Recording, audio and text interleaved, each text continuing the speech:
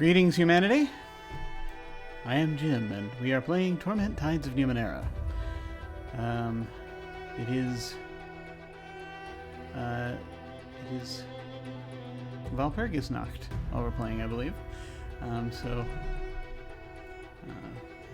Happy Walpurgisnacht to those of you who celebrate. Hello. Hi.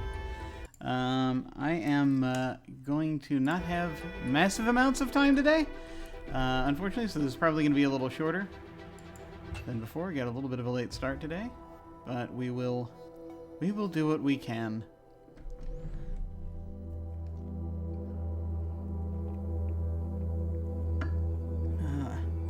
I see my joints have decided to remind me that I'm old today. That's awesome. Okay. Now let's see if I remember what it was we were doing. I know we'd reached a point. What that point was, I'm not entirely sure, but it was a point, most definitely. Didn't we just wander all the way through that? Yeah, that place, and then we were, oh yes, the Murdens. I'm remembering now. Oh god, I'm remembering. Okay.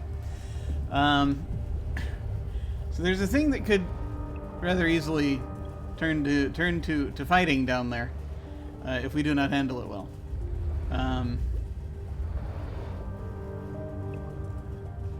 I can't remember all the details right this second, but it's a thing to be wary of, most definitely.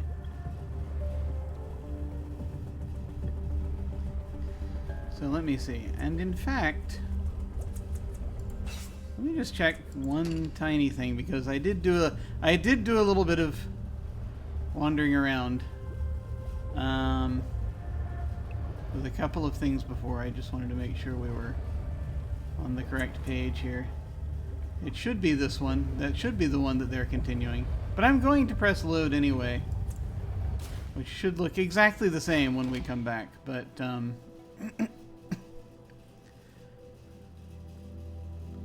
there was a thing.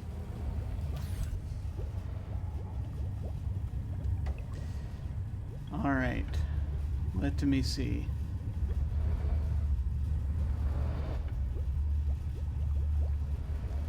Yeah, we weren't completely done with the Murdens, but then there's a lot we could be doing right now. We need something to boost our persuasion, and I'm trying to think if there were devices or ciphers that do that. I think there are. There are a lot of things we can do. At this point, we're down to sort of running around and poking things, running around and trying to fix things, put things together. Apparently, Tiber is not down here. I haven't seen him. So I'd have to summon him using the sphere, probably. Which I think that's actually what it's for, the sphere that we are carrying. Summoning our former companions. But first, let us figure out what we want to do here. And then we will ponder all the things.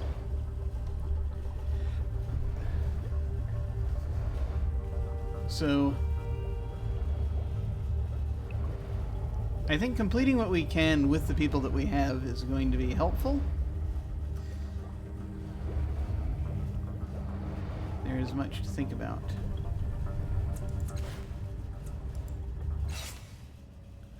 Checking our quests here so that I can kind of remember. This is the main one.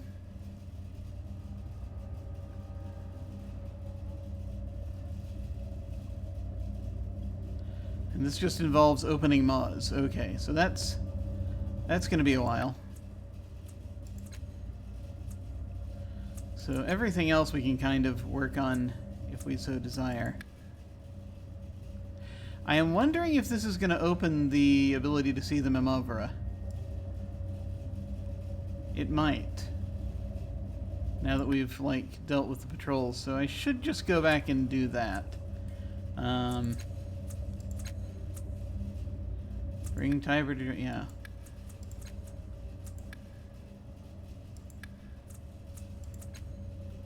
There are a lot of things we could figure out here. Yeah. There's a possibility of doing that if we decide to be evil to someone.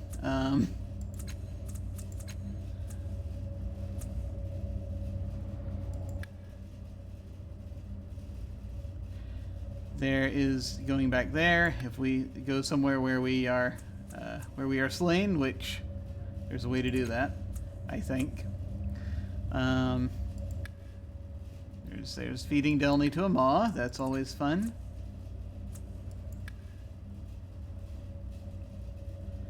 All right.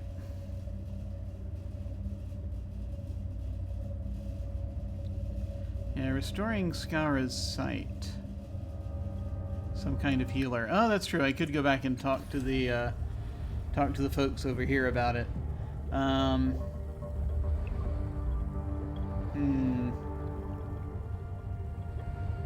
Just a question of which thing we want to do first. I'm wondering how much we'll need before we engage with the Numenera. It is a good question. I think the thing that's going to take precedence... Yeah, I think the thing that's going to take precedence is probably going to be going ahead and dealing with Bruska. So we can get that done. And then I think we can catch the rest of all this on the way back. Let's take a look at that, see where we are. Possibly sleep again, as we've got people down to 0. And kind of go from there. There's a lot of stuff to do. I mean, I could still do some persuading. Some. All these lips and mouths. Better not try anything. Yeah, it's rough. But anyway, like, would that require persuasion to go and ask them about that? I will go ask them about it. Why not? I mean, we're right here. Yes, he says, suddenly changing his mind. I do want to check with the Kyurgens about the thing with the eyes. Wait, I got a thing I gotta do here that I keep making sure I gotta make sure I don't forget to do. And there it is, content warnings once again for this particular game. That there is biological and body horror, identity crisis, slavery, death, and assault. These are things all mentioned in this game. A lot of bio-horror going on by the setting itself. We're inside a thing that is in and of itself biological horror. So just for folks to be aware of. Okay.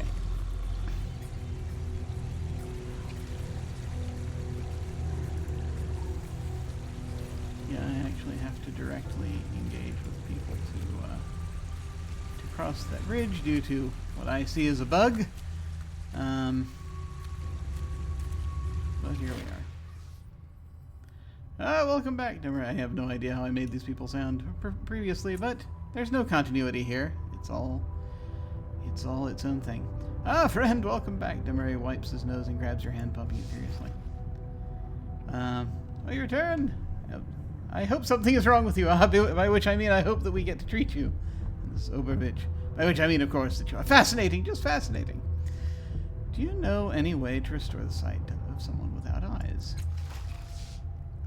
Without eyes? Were they destroyed, or is this inherited? Was this a creature that has no visual cortex? He waves his hands. It makes no matter. I can restore sight to any living creature. He leans forward and taps your chest. Any. You restore the blessing of sight, and with just a few minor side effects. Yeah. Oberbitch is nodding and smiling and prepares to offer a boast himself, but as he holds up his strange arm, his index fingers in the air, he pauses and says quietly, "Do you mean restoring sight and retaining independent nervous autonomy? That is, without scooping out portions of the brain?" Oh, she didn't specify. Oh, God. The subject should retain her faculties, yes. Making a note. Oh dear, oh dear, oh dear. He paces a very small circle. I know only one procedure that meets the specific qualification that she retain all her faculties, I'm afraid. It is long work, long, hard, expensive work. Glances at Oberbitch. One of Oberbitch's eyes should do it. With this cast-off, we cannot pass up this opportunity. Give us the eye! The half-man returns his partner's quick look. It would require compensation worth more than coin. Perhaps if you found us an interesting test subject for investigation, we could consider a fair trade. And when I say perhaps and could, I actually mean that it would suffice. I see where Dr. Demery is headed with this. He would make an excellent test subject. All right.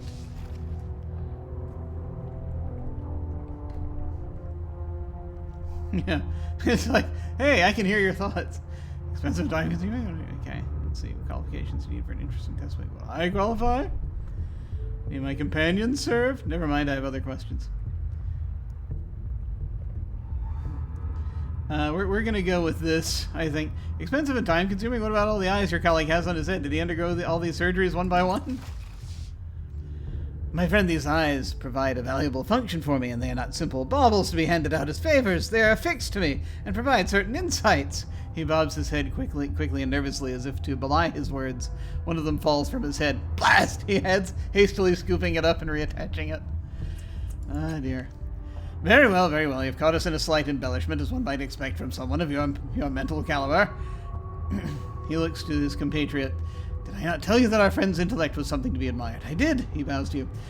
We don't necessarily need a subject, I suppose, but I did not embroider the truth entire. This is an expensive item. To replace it will cost us 280 shins. I'll pay 200. What would qualify you as an interesting... Okay, so there are different paths to go down here. What qualifications do you need for an interesting test subject? All of our patients are unique in some way. We need someone outside the norm, someone who has some special aspect that no one else can offer, someone nigh immortal, perhaps. Oh, yes, we're always trying to expand our knowledge, advance the field of study to... Well, you get the point.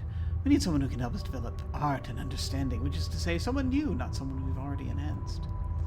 Okay, so... Not going to give up myself or my companions at this time. Do I have any other questions?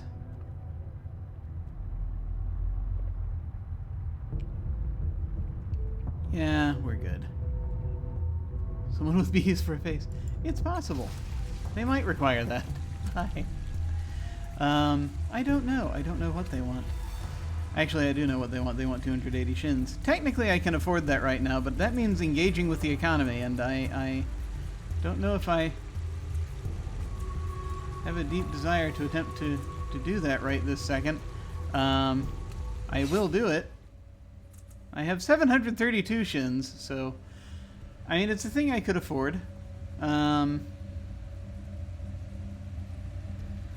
Then it also involves... I also want to do that thing. I kind of want to get everything in one... All of the monies in one place first, before I start playing around with that, and then...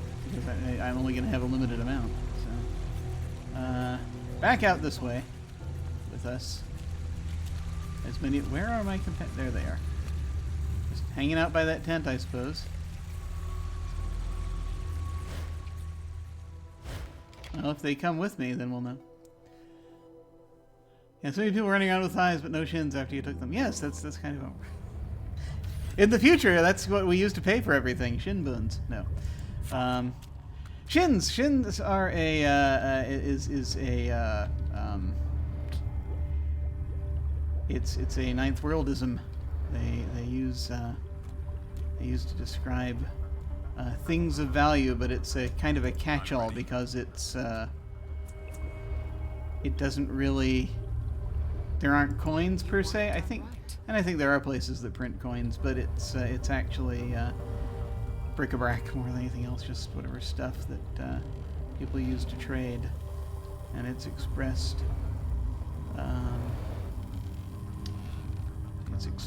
as shins,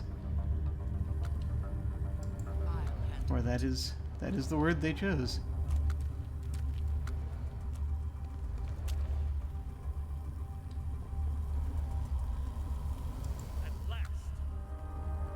Trying to remember. Yeah. All right. You ever have that thing where there's a word you're trying to think of and it won't come to you? Yeah. That's my life. Did we already look at this? Yes, we did. That was the giant insect corpse. I'm ready. Okay. Are you, though? Are you ready? Spending effort on an attack only increases your not only increases your chances to hit, but also increases the damage you deal. Easy. Okay. We're back here now. Shortly I might ask for this person to kill me. We'll see. We'll see if that's necessary. Good old edge of the mouth syndrome. I know, right? It's like that. It's on the tip of my tongue. It's that, or it's that like bit in the corner of the tin that you can't quite get at. I have forgotten what I was going to look at over here. All right. Well, let's go back here. All right. Wondering if we should sleep before we try to go in and say hello to the Memovera. It is possible.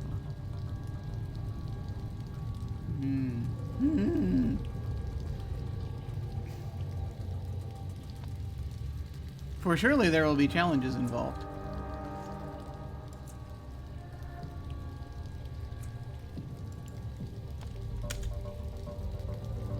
Forgotten the person's name. Alright, I'm just going to use guards. Guards, we will talk to the... No? No, apparently I already have a thing. More guards. It doesn't matter.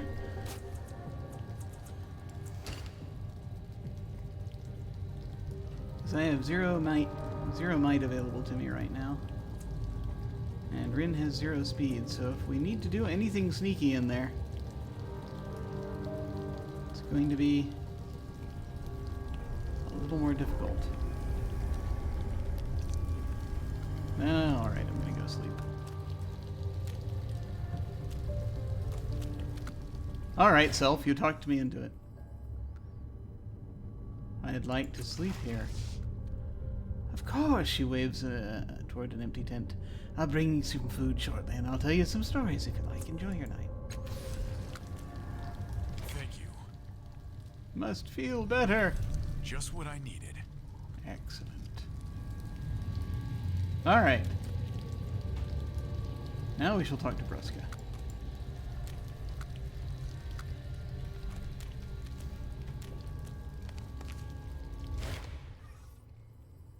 Bruska tears her gaze away from the courtyard tunnel and glares at you.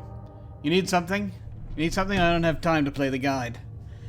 I found 2 of your men alive in the old slave block and your patrol in Little Neeliesh. They're alright.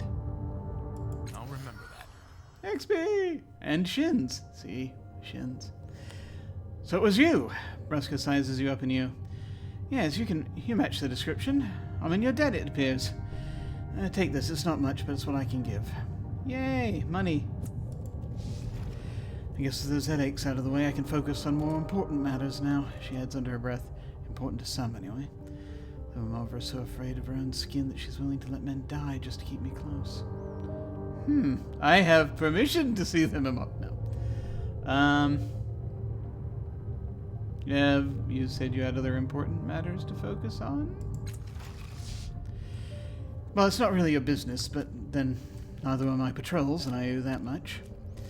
She shifts her weight and looks sidelong at the fortress door. The Memovera... You've probably heard she doesn't leave the fortress anymore. Well, that's because of the way the Bloom's been acting lately. And I think I know what the Bloom's behavior means. She should leave is what it means, but she's too damn proud for that. The Memovera doesn't ever leave the fortress? Never, not for months. She's afraid of the Bloom, of what it might do to her. She thinks the closing and shifting of Mars is a message, a warning. What does the Bloom's behavior mean? She lowers her voice. Do you know how the Memovera came to power? They say the Bloom helped her, and that it turned against the old Memovera and destroyed him. Yeah, that's I think roughly what it was. I was a kid, just a green mercenary at the time, but I remember the way the Bloom changed. The old Memovera could, well, not control the Bloom. I don't think anyone can do that. Sort of coax the Bloom to do what he wanted. Then one day the Bloom just stopped responding. Malls closed, reopened in horrible places, and a few weeks later the old Memovera was gone. Yep. She just juts her chin toward the gate. The Mamova sees the similarities too and doesn't want this to happen to her, so she's shutting the bloom out. She doesn't know what to do. I'm worried there's nothing she can do. And what'll happen to the rest of us then? Alright. You said the old Mamova, I just disappeared. We talked to the old Mamova. Okay. No, it's good to get the conversation together.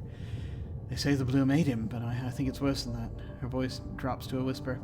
I've seen him late at night sometimes, or in the dark corners of the bloom. An old ghost in rags and a long beard. Maybe I'm crazy, or maybe he isn't really dead. She shudders. Either way, I don't want to know. I know what I saw. The bloom didn't need him like we thought. Not all of him, anyway. Yep. Well, that's been a nice conversation.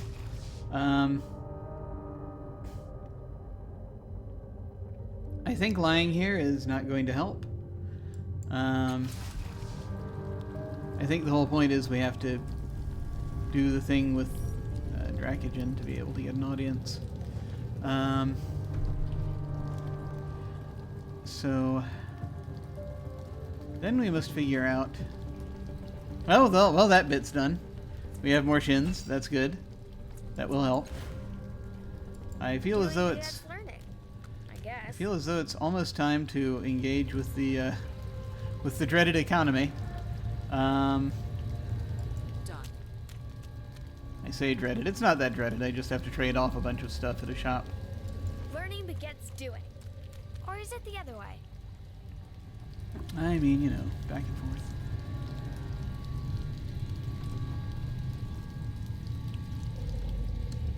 It's been a while. I'm just going to go back and double check on the text tree in here to see if I remember what it was we're doing with this guy who is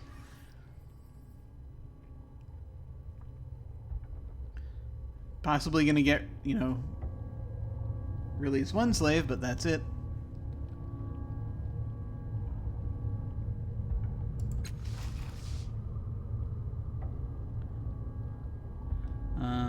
We've already talked to this person, but I just need to remember how this goes.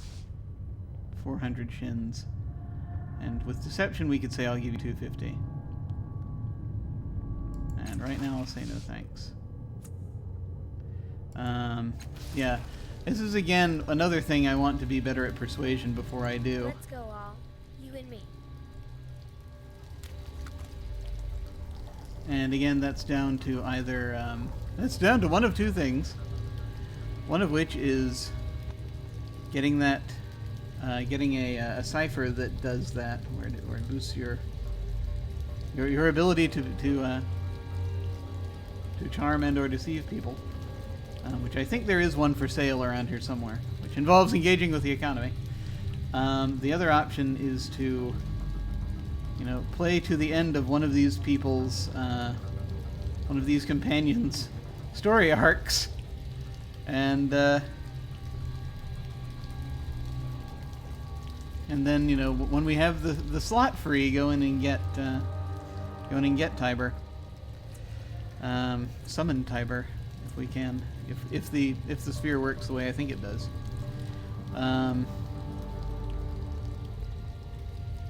So now I have to decide if I want to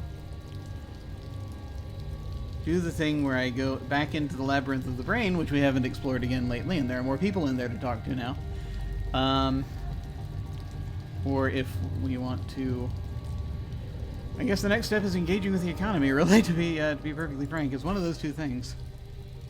So go deeper into your brain, or trade.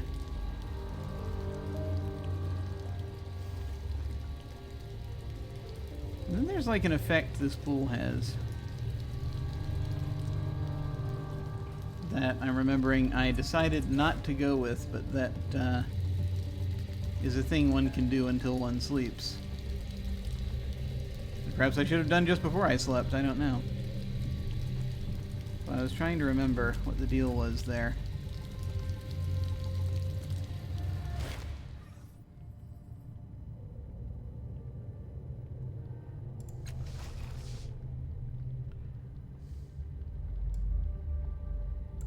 What do you have for sale? Stuff. Spray flesh, and then various weaponry. I think most of the weaponry that is available here is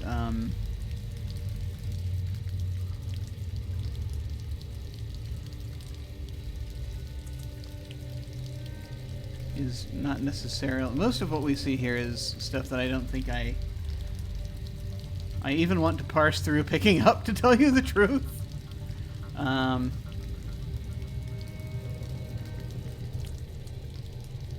mean, we'll see, but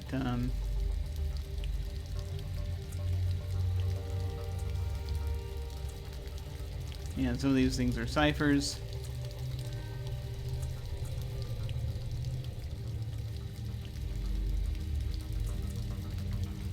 It's really just a question of what we want to deal with here.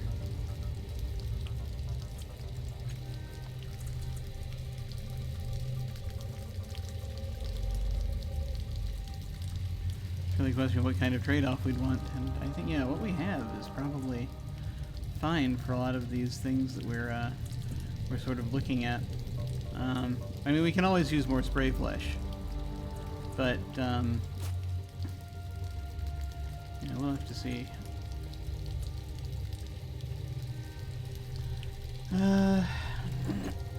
Let's see. You're carrying a bunch of ciphers.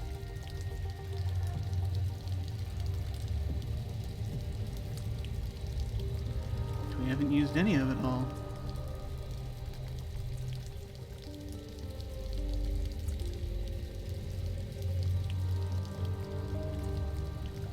Plus 45% on non-combat tasks.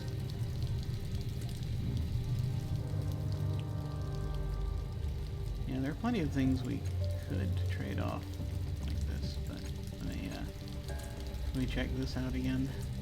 Oh, and then there's also a mirror that we could look at. There's a mirror caster.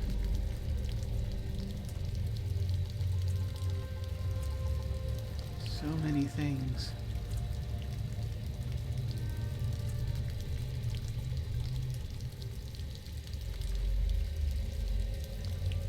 This one is very weird. I might actually sell this one off. Let me see. Our oddities.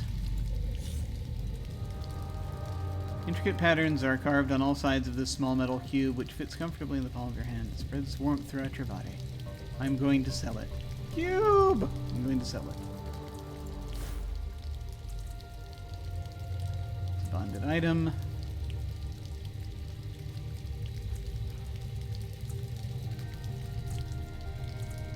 Yeah, a lot of these are things that I probably should sell, but I just have to... I can't bring myself to. Everlit oddity looks like an ordinary white candle. So, yes. Poor cube. This looks like an ordinary white candle set on a metal base. The material is firm, pliable, doesn't burn or melt. There's no wick.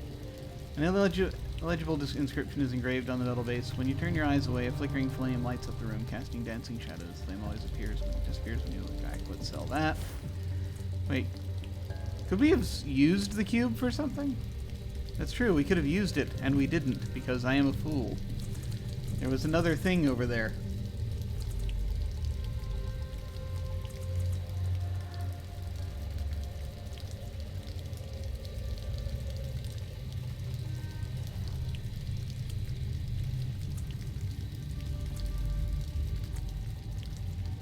Essence of a single sigh. Sell that. Butterfly. Glasses of a shiny metallic frame. Always feels warm. Sell that. Heat cup. Keeps your drinks warm.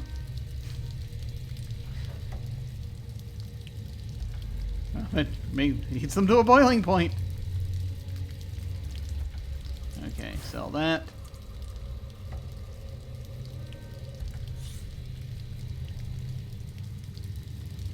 Cannon of the Bloom Cult. Let's not sell that yet. We might eventually. But now we've got over 2,800 Shin, so that's more. That's more than we had. Okay. Quick thing. Because I'm paranoid and need to pick up as much material as possible on this. Go down every tiniest avenue. I'm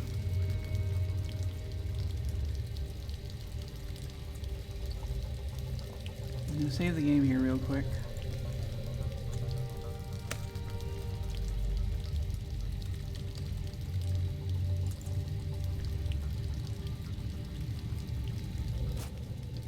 And then I'm actually going to load to before we sold the cube, because there's a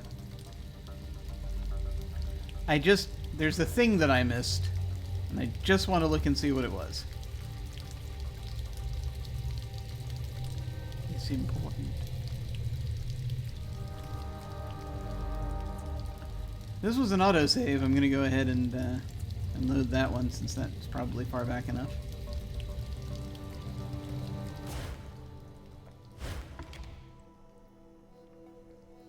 We must find out.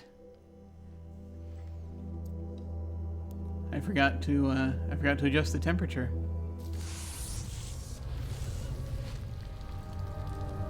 Who knows what will happen? Probably not much.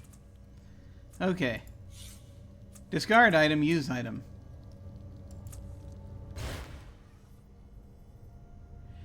You hold the small metal cube in the palms of your hand. It spreads warmth throughout your body. You can barely make out a soothing voice whispering softly. Listen closely to the voice. Putting your ear closely to the cube, the words are starting to become clear, if fragmentary. Mighty warlords, yet so small, so you shall understand me. Your help, not free, wisdom to bestow, like so.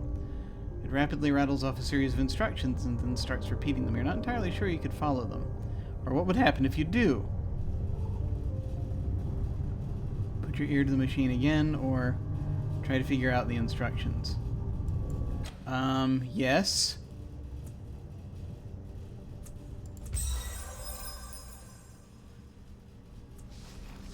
You can figure out most of the instructions, and once the intelligence points them out, the connectors and activation methods seem obvious, but a few steps are explained in an obscure manner. Go back to go forward. Resolve the crux. Go forward to go back. Only now, final.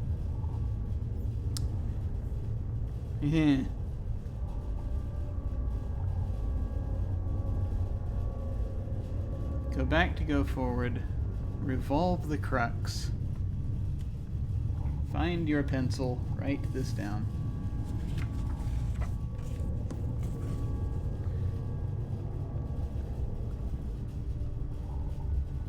Go back to go forward. Revolve the crux.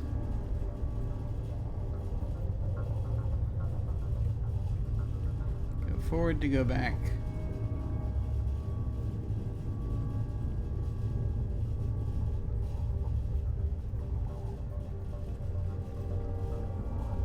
Only now.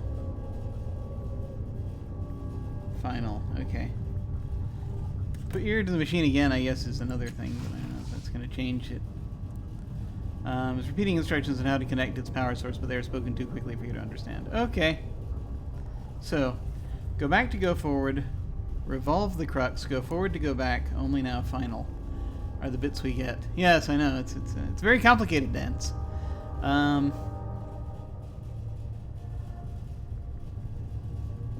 Depress the main controller node, detach the power source, switch the colored wiring, rotate the core. So that's the second step, is, I think, revolving the crux, if that's rotating the core. So, go back to go forward could refer to switching the wiring. Detaching the power source is probably a good idea anyway, but who knows.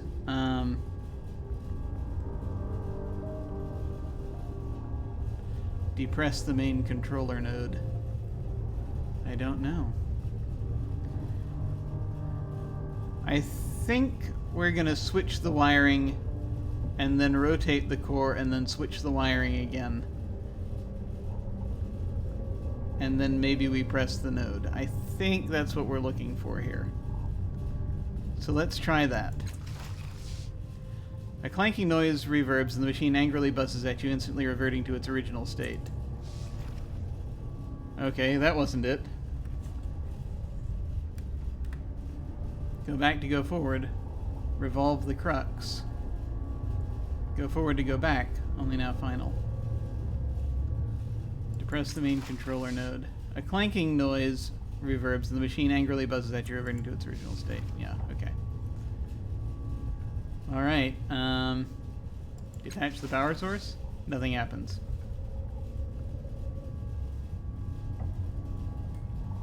Switch the wiring. Huh, and now it's back in that point. How would detaching the power source go back to go for? I don't know. We'll try rotating the core. A clanking noise angrily reverting to its original state. Okay, so the only thing that was different was when we detached the power source. So by process of elimination, detach the power source. Nothing happens. Rotate the core. The core rotates easily at your touch and clicks into a new position. Reattach the power source. The cube is rapidly heating up, emitting a high-pitched sound. Depress the controller node.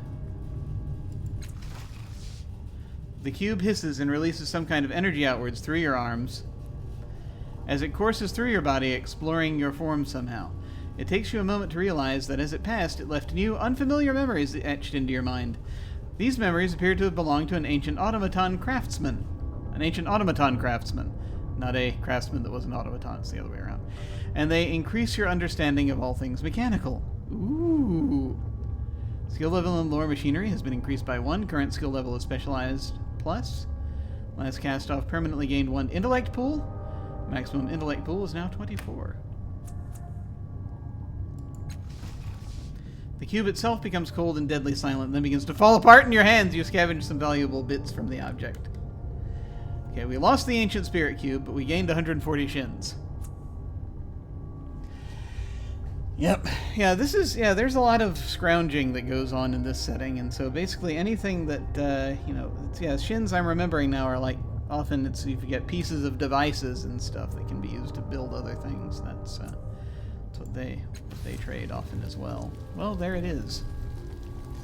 So the cube is no longer with us. I'm very glad I reloaded this game. I guess this is after we slept, but probably before we talked to Bruska. So let's do that again, real quick.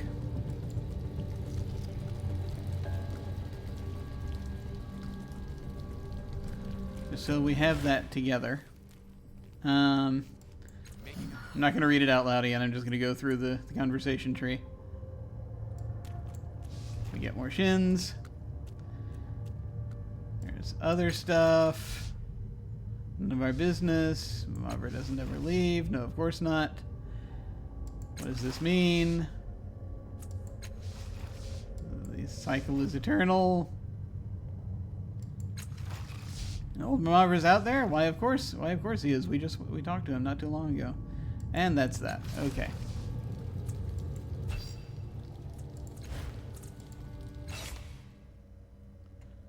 We didn't get as many shins as we would have gotten for just selling the cube, but that's okay, because we got knowledge. And knowledge is valuable. Damn it. No, it's alright. This is what I was looking for. Okay. Huh.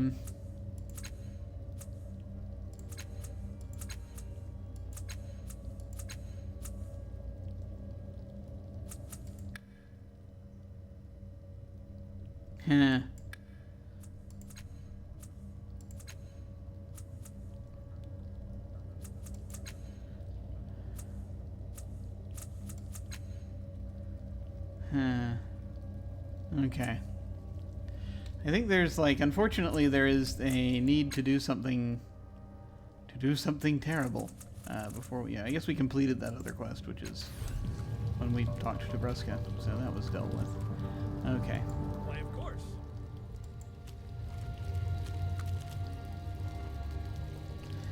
So, Right, then. You can do this. being that now I'm seeing the order of operations here, and we have to do something. That's Not that best. we have to, but it would probably be preferable for the where we are going in this game to go ahead and do the evil bastard things before we go back into our mind labyrinth. I won't be having a little chat with him yet, but I don't want to do the evil bastardly things yet, so I'm going to go ahead and engage with the economy like I was about to do, and kind of go from there. Was there anything we needed from this bloom cultist? I forget. No? Okay. The Great Chila. Well, at least we know who they're talking about now. Alright, Rin. You can do this. What was the point of this pool again? I can't remember. There was a thing. If we drink some of the fluid, then a thing happens, but I can't remember what that thing is. I think it makes us... I don't think it makes us more convincing, but it gives us some kind of advantage that connects us more to the bloom, I think. I could save and see what happens, and then restore the game again. You folks love that. That's what you tune in for, right? All of the saving and loading, right? That's like, accounts for what, 75% of what I do in this game? See, there, I should explain about this time back in the 80s. Late 80s, early 90s, when we had these things called adventure games.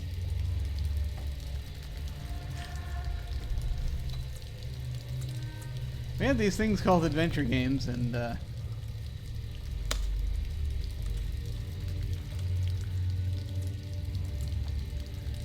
we had to save. We had to save a lot. Frequently. Because if we did not save the game frequently, then there would be issues. But you know what also I'm going to do right this second, it's just going to take me a second, is I'm going to adjust the temperature because I do not wish to burst into flames. One moment.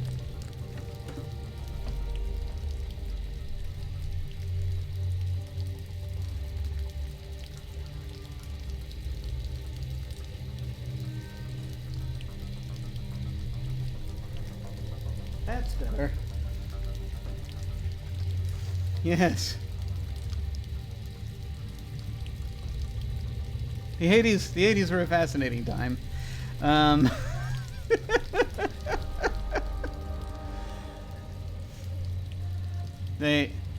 like the primary example they give of the need to save often comes from Space Quest 3, where you can, as you're wandering around a junk pile, you can attempt to pick up a piece of metal and then it shreds you to death, basically, instantaneously. So that was like, okay, well, no, that's a thing that in more modern games is not as much a thing they do. But at the time, it was funny. It's hard to explain, really. We were very casual about death in fiction back then. It was a comedy series and all that, and it was really a lot of just a lot of Space Quest in particular was just a lot of funny ways to die. That was a lot of Sierra games actually, funny ways to die. But because they would laugh every time your character died. Or they would say, "Oh, you're not doing your best." But it was a different time. It was a light thing. It was just it's a computer game. That's kind of what it was. It's a lot of Sierra games were like that. But I really liked the stories.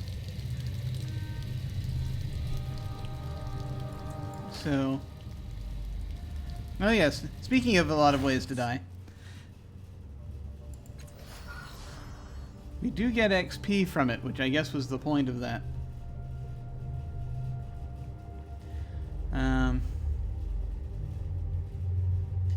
Because remember, we did this before, and then we restored the game. But the Bloom's voices are clearer.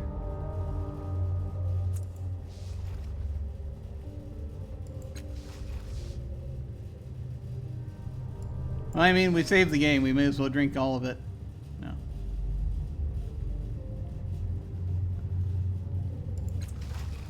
Do it anyway. Those voices grow louder, still drowning out your thoughts, chittering madly in your ears. The world blurs. You stumble and collapse to the ground, and everything goes dark. Faltering. I'm hurt. Yay! No, wait, that's bad. Okay, that's going to put us in the labyrinth also. If we decide to do that.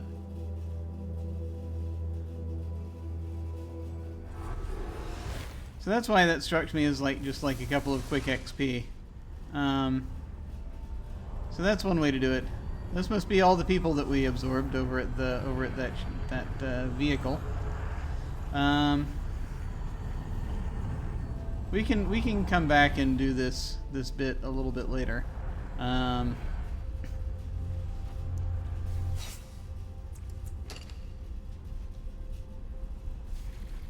There's some other stuff I want to get to before I do this bit. But it's nice to know that that's one way back into the labyrinth.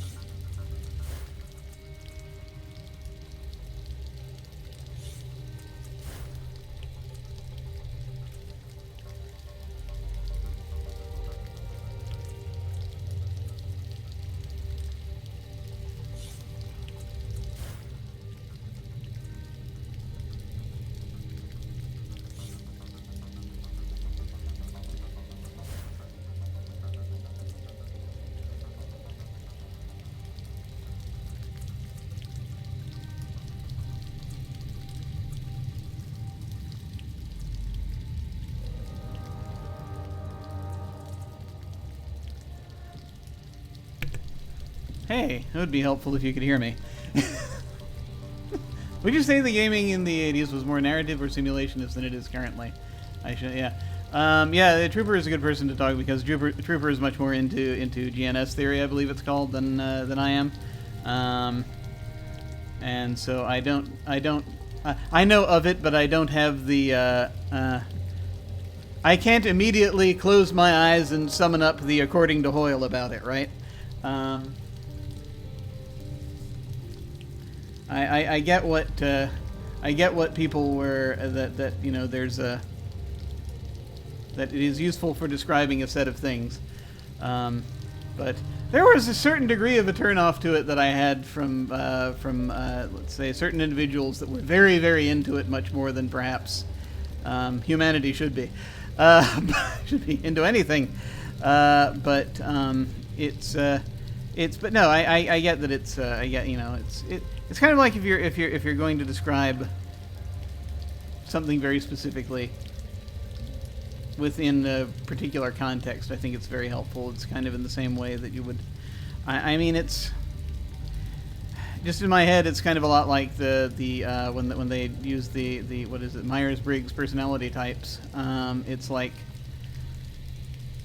I kind of tend not to view those things too seriously because I feel as though there are dangers in viewing these things too seriously. But you know, interesting tools for those who want to use them and not go nuts with it. But as far as Yeah, as far as the tabletop gaming in the 1980s, I would say that if I understand the terms right, there was more of a tendency. Let me dance around the terms and use words that are similar. I think that there was more of an interest in simulating things than there was in the storytelling side of things. The storytelling side of things was still very important to people. And it wasn't a question of one or the other. But I think a lot of times there was much more of the rules first mindset was more popular, I think, at that time. That said, people who were deeply into rules could still get excited by stories. That was, because we're not talking like, you can only have one or the other, like I said. But it was, it was a time. It was a time when we were still closer to the roots of wargaming. So that was kind of the. Those were the tools that people had, basically, to think with, as far as these things went. But in any case, Trooper's an excellent person to talk about that, because Trooper knows a lot, well, of everything, but of stuff, and in particular about the GNS theory, also, and as well, for those of us who enjoy being redundant. But yes, go forth and check out Trooper SJP. Has his own Twitch channel, and will often give talks whilst playing games. It's great. But let's see. I have 2,500 shins with which to purchase various things, should I desire to purchase various things. And we are now in search of a thing. This place is certainly less destroyed than your Castoff compound.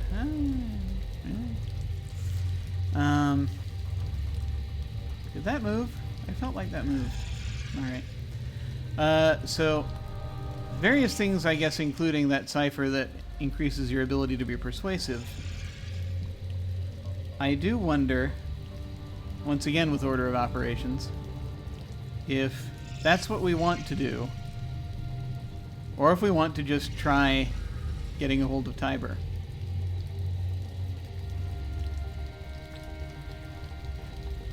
Which means we're going to need to do that thing where we are mean to people, and then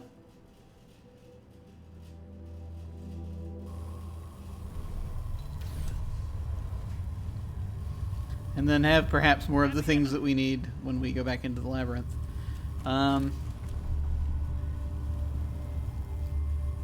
Yeah. You learned. I see that you're saying you learned from Trooper GNS theory. Yeah. We didn't go over the trends in gaming as it pertains to time. I'd kind of agree that there was more of a focus on simulation in the 80s, but at the same time, it was certainly not exclusive. There's a lot more.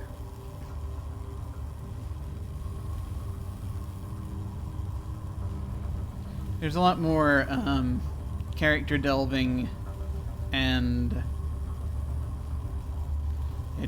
there's a lot. Yeah, nowadays I feel like things have definitely gone in the direction of sort of character exploration. All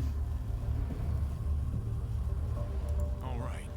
So it's it very much sort of getting into the yes, the murder hoboing, of course, that was also prevalent back in the day. But these days we are more into. I think there is a lot more that's about kind of telling a story from a character's perspective, more character-based storytelling than having the story flow from beginning to end.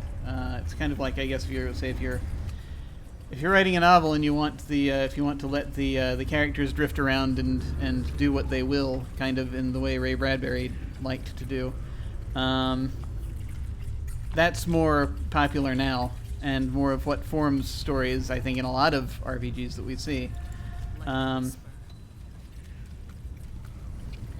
Than just saying, like, here is the story that is already prepared, beginning to end, but the players determine how the end is reached, or which end is reached, depending on how you set it up.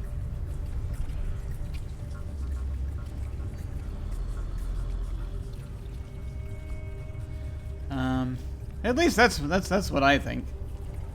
Okay, who are we going to be a bastard to first? Because I'm just basically down here trying to figure this out, and I can't anymore.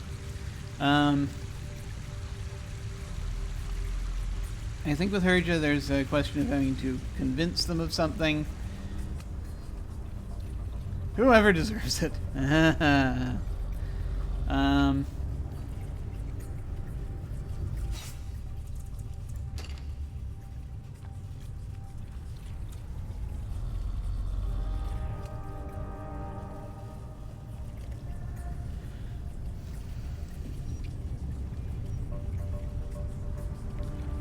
We must save the game because we feel like it. Being mean.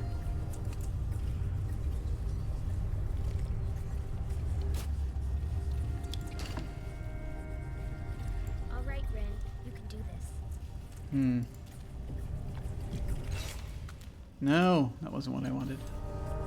That was what I wanted. Okay.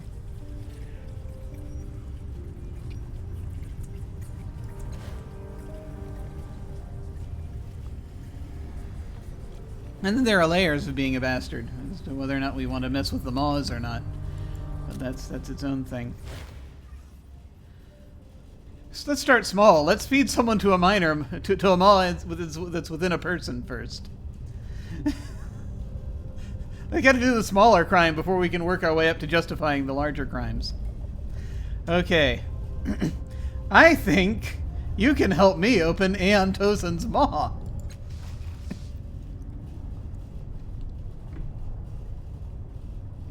Wondor turns ponderously to stare at the man who stands some distance away for several long moments. Of course, he says, nodding so forcefully his body sways. Anything for you, Adon. Anything. I will join you when you speak to him next. Yay! Why are we doing this? Oh, God! Alright. Because we are terrible. Aen-Tozon doesn't welcome you with his rolling golden words this time. He merely nods in greeting. Still a touch of that hypnotic calm rolls over you. My friend Wondor here will help me feed you.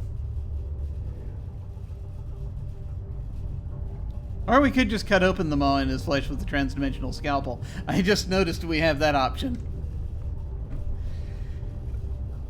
Here, let's do let's do this first.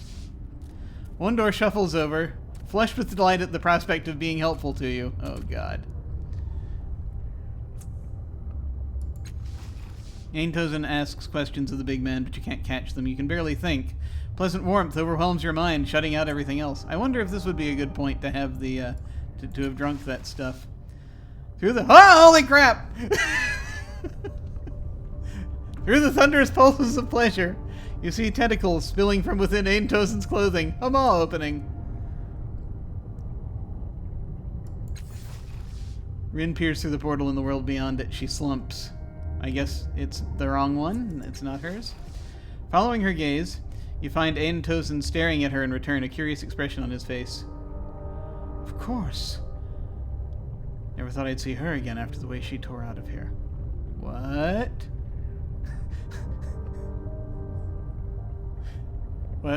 What's going on? Oh, that's right, she's familiar with Aen-Tozon.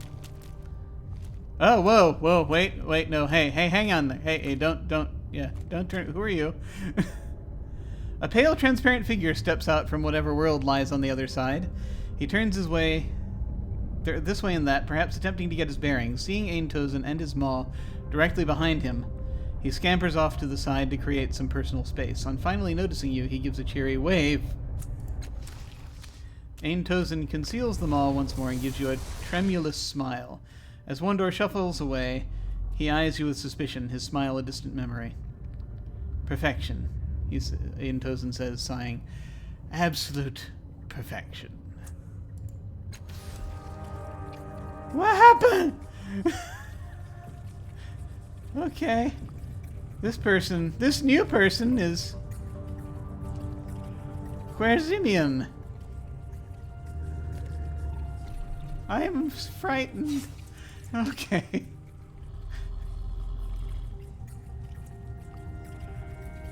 Yeah, that's interesting. Actually, probably I'm going to have to. Yeah, I don't have too much longer. I will go a little bit longer, but wow. Okay, yeah. That's I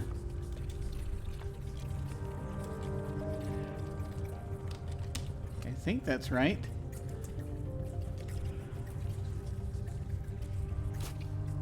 I know. He's so. Yes, it's like that popular monster summoning franchise. Let's see. Querzimian. This pale, ghostly figure wears outlandish clothes and a horned helm. Opaque, tangled scars from an unfamiliar weapon loop and curl over his transparent body. Oh, he says, tilting his head. Have you found my brother yet? One of these trips I'll stop being surprised. Boy. So I assume this person has interacted with the changing god. Was I supposed to be looking for him? Really, he says, groaning. You told me it. He trails off and slaps his forehead. The impact makes his helm tilt forward, and he puts up his hand to hold it in place. Of course, right. This is the first time we meet, isn't it? Oh, okay. He straightens, holding out his hand formally. Hello, I'm Querzimian, and I've been traveling through time looking for my brother for millions of years. Nice to meet you. Bet he tries this time. Won't my hand go right through yours? Damn, he says, grinning. Every time we do this, I hope you'll fall for it. And you almost never do. At any rate, let me know if you see my brother, huh? You came out of that maw? Are you connected to the bloom? How many times have we spoken? What are those scars from? Are you a ghost? What does your brother look like? What's the helmet about? Anyway, okay, yeah. Can this person tell us about the tides, which is really what we need? Okay. To the what? He looks around. Oh, no, I'm not. I'm just sort of, well, let's call it swim between places. Following currents, you know. Someone pulled the plug, and here I am. How many times have we spoken? Good question. He says, consulting an invisible mental list just above your head. There we go. You have to read instructions off that space just a few feet in front of your head and up. That little spot up there where they keep the instructions. It's a handy place to put them.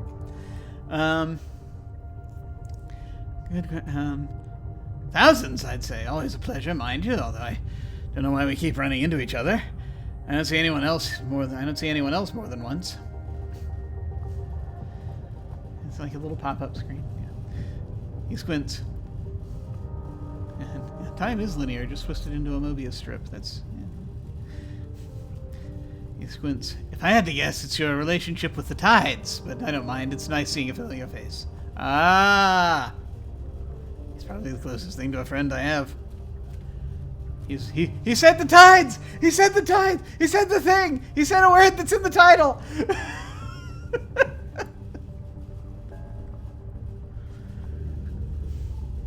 I need to have like an alarm go off every time that happens. Yes, roll credits. Alright.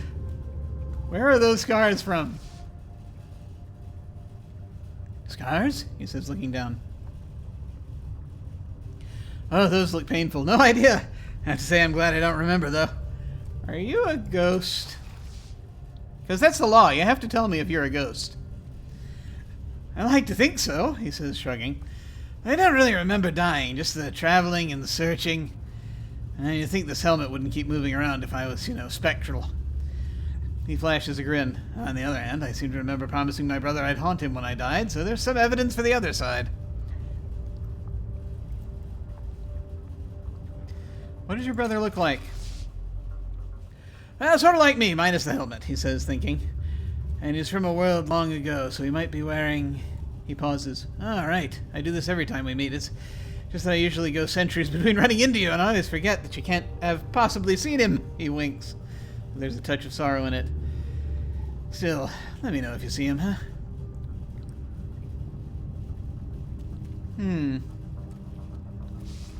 It's always worth a shot. I won't give up on him. Where is he again? A world long before this one. Millions of years, probably. Maybe more than that. But I'll see him again. Eventually. And why do you look human if it was millions of years? We are 4 billion years in the future. Humanity has only recently reappeared. This could be the tail end of humanity, maybe. I don't know. That'd be more than millions. Who knows? But then again, perhaps he's not using objective math right now. What's the helmet about, anyway? So glad you asked, he says, and he looks at it. I love this story. Oh, boy. He centers the helm on his head. I ended up on this battlefield once. It hadn't gone well for the side wearing these helmets. I walked up this blackened hill following the shouting, and I saw... It was probably a city once, but it was on fire and covered in black flames. He shakes his head. The helmet doesn't move with him. There are just 2 fighters left. The big man wearing this helmet and her. She was huge and made of screaming shadows in that same black fire, and that sounds like the... That sounds like the sorrow. A little bit. And when the warrior charged at her roaring, she just touched him. She touched him and he fell over, twitching and burning. He looks up at you. One of those times you told me she was called the Sorrow. Well, there it is. Since this is the first time we've met, I'm guessing you have some questions for me.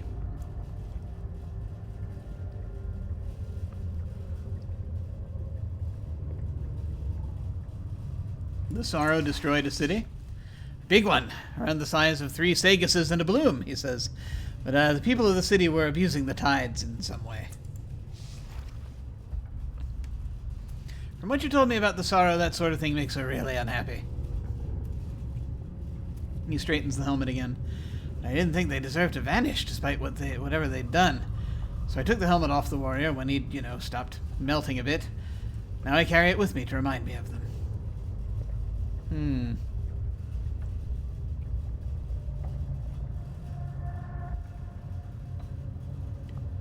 Hold on, you know about the tides? Of course I do, he says, then raises a weary finger. Sorry, I forgot. First time, I know. He yawns. They pull me from place to place like normal tides do. It's why I keep seeing different times and places and never stop in any one place for long. Tides don't rest, and neither do I. He yawns again even wider. Have you ever read Orion by Ben Bova? No, I have not. The author's name is familiar, but I've not actually looked at any of his stuff. Mayhap one day. Do you recommend it?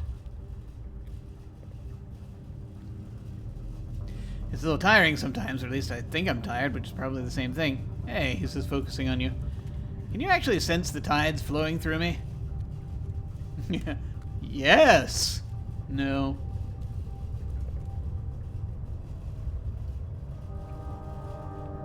Let's not lie. Well, let's fix that, he says, cracking his ghostly knuckles. Oh, hell! Blue tide raised a tiny amount. XP! Before you can react, he thrusts all 5 fingers through your chest. The feeling isn't unpleasant. In fact, you feel the tide surging through his arm, through you. and you see them curving back over your shoulders and back through him, binding you together. There, he says, it should be easier for you to sense the tides now. Just remember that she's out there. Flowing around with the tides doesn't seem to make her mad. Abusing them? I don't recommend it. Skill level in title affinity has been increased by 1. Current skill level is specialized. What did you do to me again?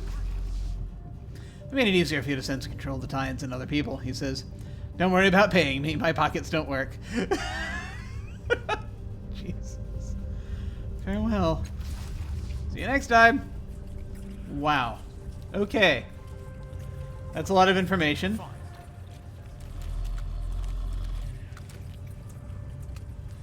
And in theory, we'll be able to go back and talk to...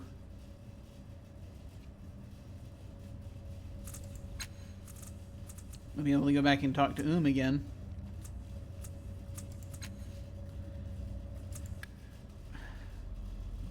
Yeah, so...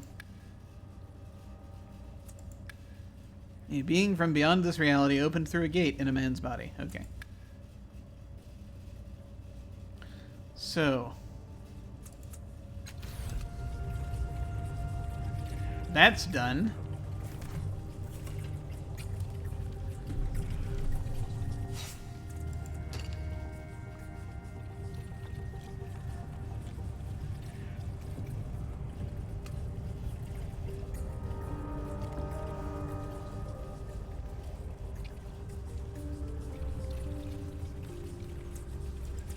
I'm a little curious about the, I'm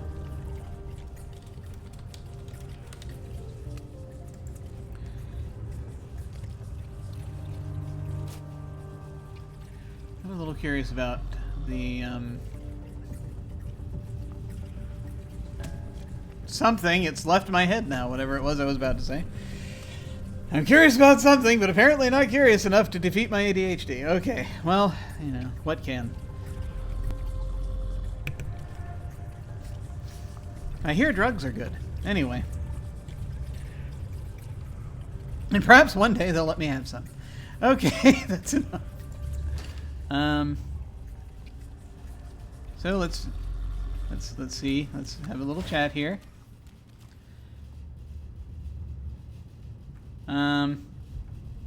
Actually, before we do that. Did you want something?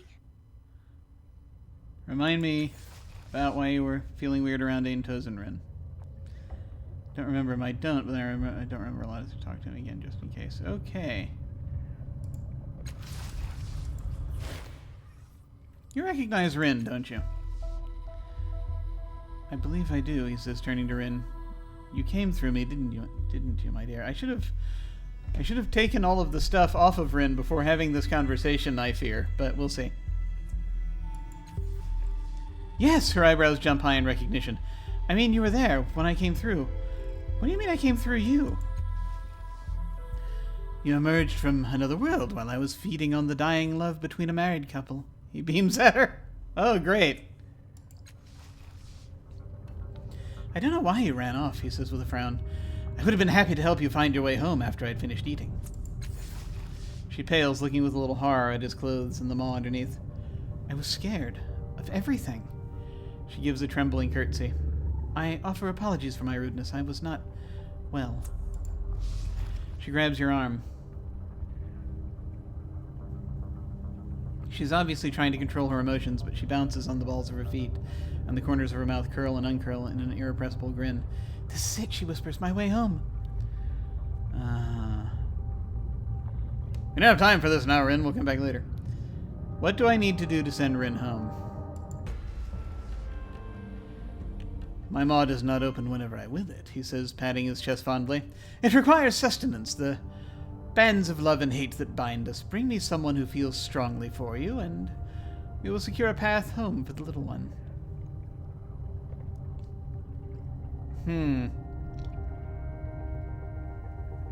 Or we could cut your maw open with a transdimensional scalpel and send her home.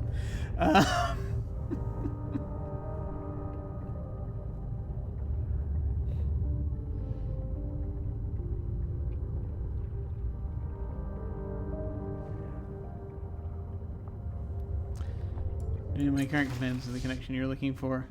Aen-Tozon closes his eyes and concentrates. Silky heat fills the air. You feel comfortable, lazy, happy. He holds one hand before him, centered on your chest. Then his finger moves over to Eridus. Pass your shoulder to Makina. Wild smile. Declare a name and I will feed. Eridus, Makina. On second thought, I don't want to feed you right now.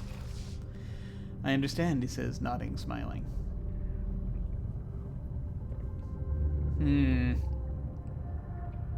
This could be considered therapy if done correctly. Yeah, I guess so. It's like just bleeding off the right sorts of emotions, right? Or at least making it so that they're not as overwhelming. But at the same time, is that...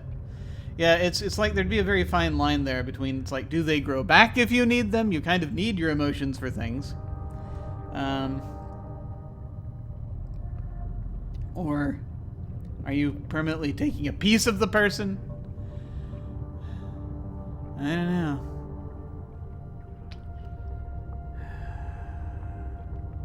Or I could cut a dude with a scalpel and, you know, do that. Either way, we can't do it yet because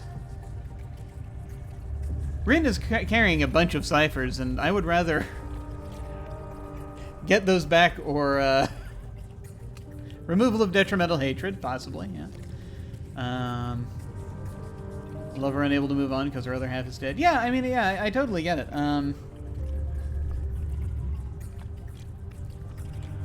There's so much that, and there's so much I don't know about psychology and the human brain, and human mind.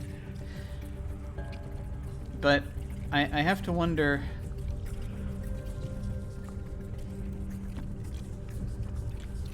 I guess the question, I know it's just a question of what pieces are okay to take out, and won't cause an issue with them not being there, right? You can do it with the human body, to an extent.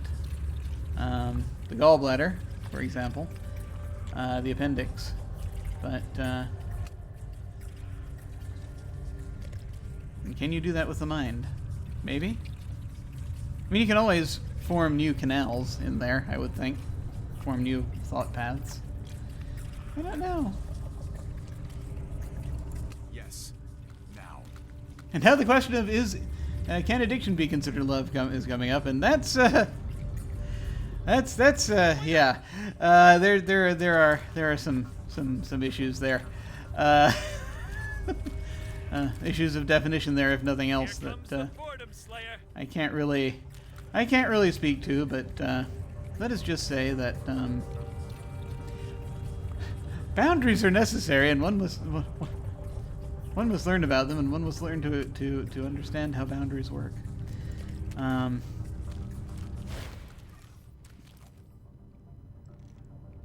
Cold fairly radiates off the stone-skinned mutant, matching his icy expression. What do you want, Adon? Are you angry at me? No, Wondor says, scowling down at you. But I want you to go away. Looking at you makes me unhappy. Looking at you makes me question why you helped me. It makes me wonder if I am better as I am now. He scrapes his teeth together, shedding sparks. I do not think I am. Oh, yeah, I see. Now he's worse off. What did he take from me? Why? I do not think it was just to help me. Farewell. See, this is very sad. Because he took away this overflowing happiness that he had. He was contented. Now he is not.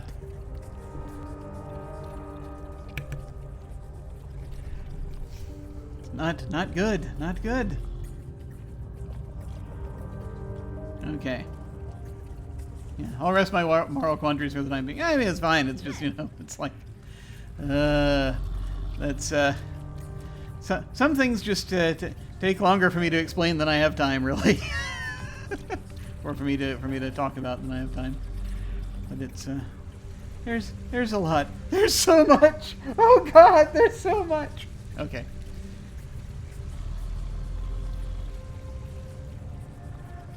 There was something we were talking to Garkodo about, and I can't remember what it was anymore. Consider it done. This is mostly me reminding myself of stuff.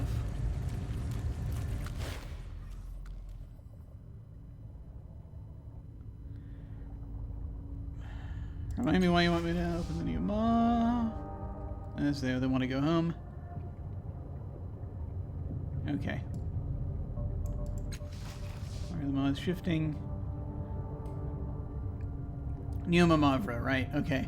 Which I suspect is going to be Matkina, but that's my own. That's my own guesswork. Okay. Something to do. So the question becomes, what next? We now have a possible option for sending Rin home.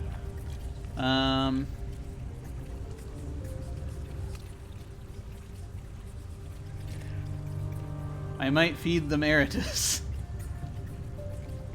to do that, or I might just cut the person open. I feel like, you know, it's weird when your options are feed this person another person or cut this person open, and the option you're starting to favor is cut this person open. That's got to mean something, right? Of course. Do we dare try this? Do we dare try this right now? Let me check the inventory situation. I can hold another 2 ciphers right now. Rin is holding 6 ciphers for me right now. I should look at the number. There's a number, Jim. You can just read the number. And also a few other items.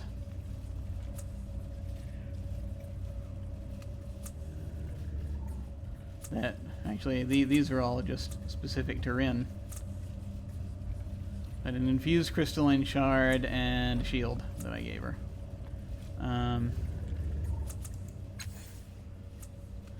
Matkina. Yeah, do I harm one person directly or potentially harm one person for the benefit of another? I mean, it's both for the benefit, yeah. It's a good question. Matkina can hold 2 more ciphers. So it's like, okay, we have 6 ciphers we'll need to pick up if we send Rin home, like now, right? And Rin is more than a person who carries ciphers, but, you know, just thinking in terms of, like, inventory management for this game. I don't want to actually give any unload any ciphers on Eritus necessarily, because Eritus is going to be leaving us soon, probably as well.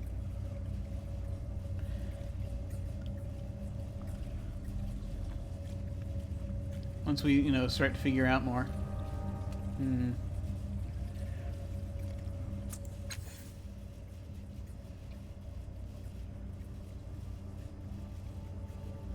Here's a bunch of stuff to do in the labyrinth very soon. And I actually don't have I don't have enough time to get to it right now necessarily.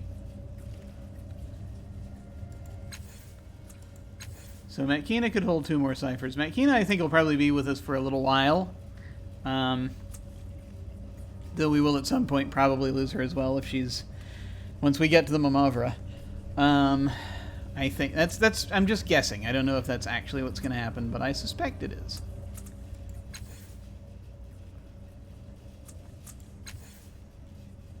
One, 2,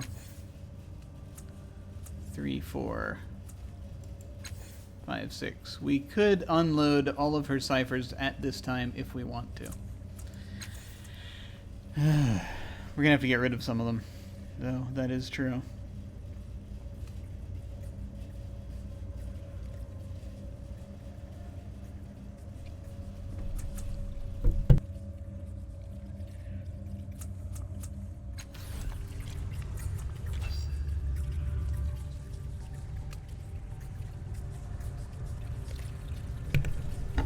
I keep doing that. If we head back to the vast interior.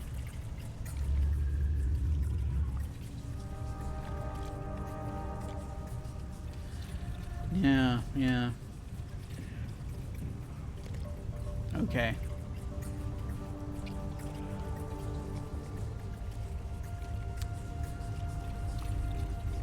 And all that's really left to do in the vast interior, I mean all that's really left to do. There's a lot to do. in the vast interior and beyond, and it mostly involves convincing people of things. And buying things. And then also, of course, trying to open maws. That's the other thing we could try to do right now, if we desperately want to.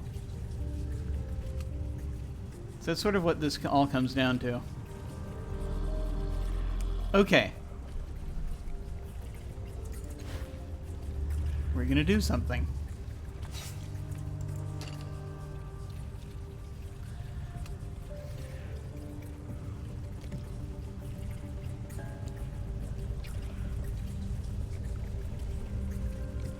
We're going to save the game again. For I am afeared.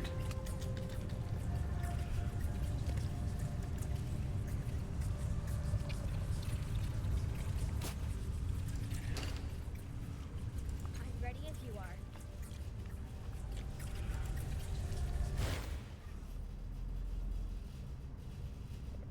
We have to, she looks at you excitedly, obviously certain you know what she's talking about. We have to open the maw or whatever in Aen-Tozon. I can go home.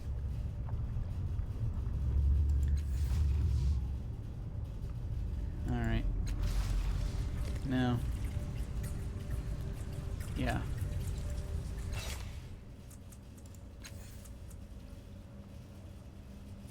She's right.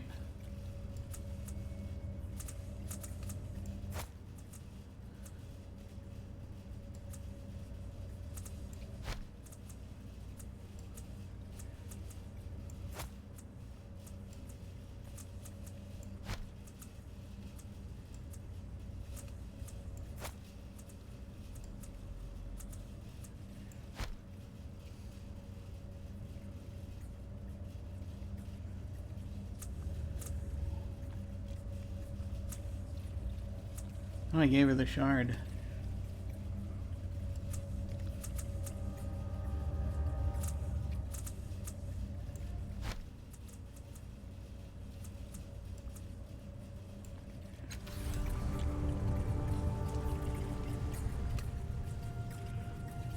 To action!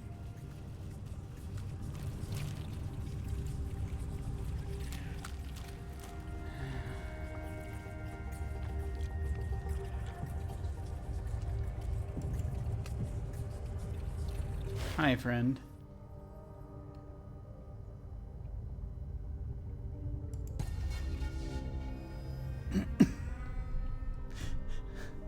You lunge at the man, yank aside his clothes, and run the scalpel through the maw's fibrous lips. The bloom howls in fury, and the red walls around you clench and shake. Rin screams, yet Aen-Tozon's eyes are glazed over. He seems oddly unaware of what you are doing to him. Red tide raised a moderate amount. The maw peels open. You squint as a sudden bright light filters into the darkness of the bloom. You breathe involuntarily as a sharp, pungent smell strikes your nostrils. As your eyes adjust, you see green grass, bushes, and trees. So many trees, it seems like Aen-Tozon isn't even there anymore. Just this window into another world. She stares, tears falling freely down her face. Rin looks at you and her face falls. I don't know what to do. She looks to the maw and then back to you again. Now that I'm here. It's your home, your family. Are you sure this is what you want, Rin? Yes, she says without thinking. Then she shakes her head. No, I mean, this is what I've wanted, but it is, but you... She turns wet eyes to face you. You mean a lot to me. Now, should I? Go, Rin. It's your home, your family. Thank you, thank you, thank you, thank you. She lunges forward, throwing her arms around you. She squeezes you tightly, crying into your chest for several moments. Finally, she pulls away and puts something into your hand. Gold tide raised a huge amount. Damn it! I made a god for you, a god of friends and finding. I don't know how strong he is, but maybe he'll help us see each other again someday. I give you this very small knife. Just before she returned to her world, she called it a god of friends and finding. She admitted it might not be very strong, but she hoped it would help you and her to find each other again someday. The blade is dull, and it is too small to be of use as a weapon.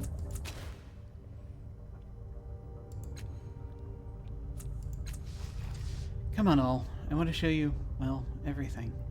There she goes. She steps forward, oblivious or unheeding to the fact that she's walking into a person. She doesn't care. She's finally home.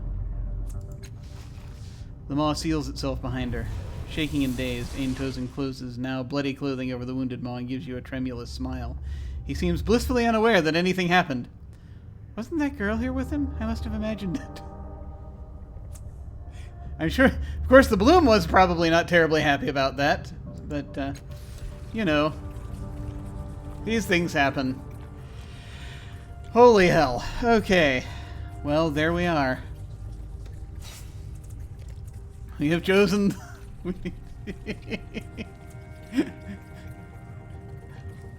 we have chosen the way of blood. It would seem.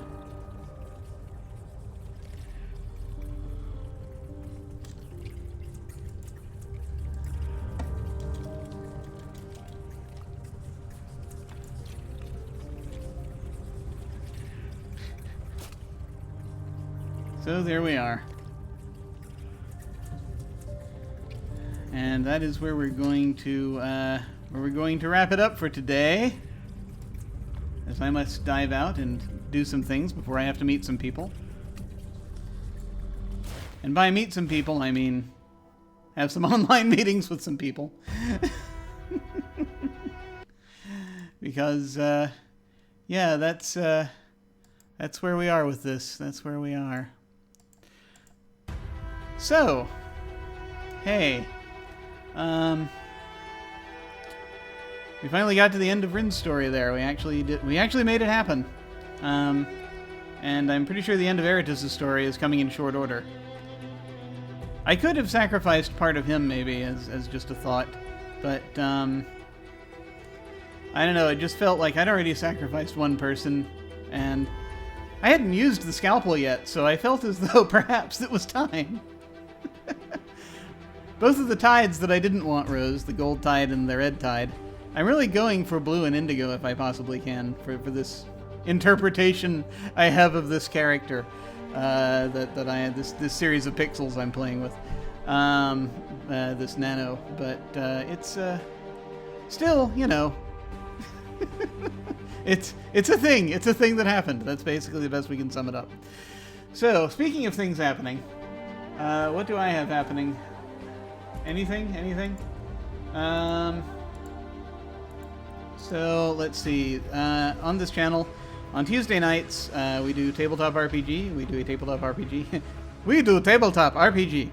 There is a tabletop RPG that we play, which is Urban Shadows. It's a short campaign I'm running set in Rome, Italy. And on Wednesdays, more often than not, I have been doing, I've been playing Cities Skylines. On Fridays, I've been playing this.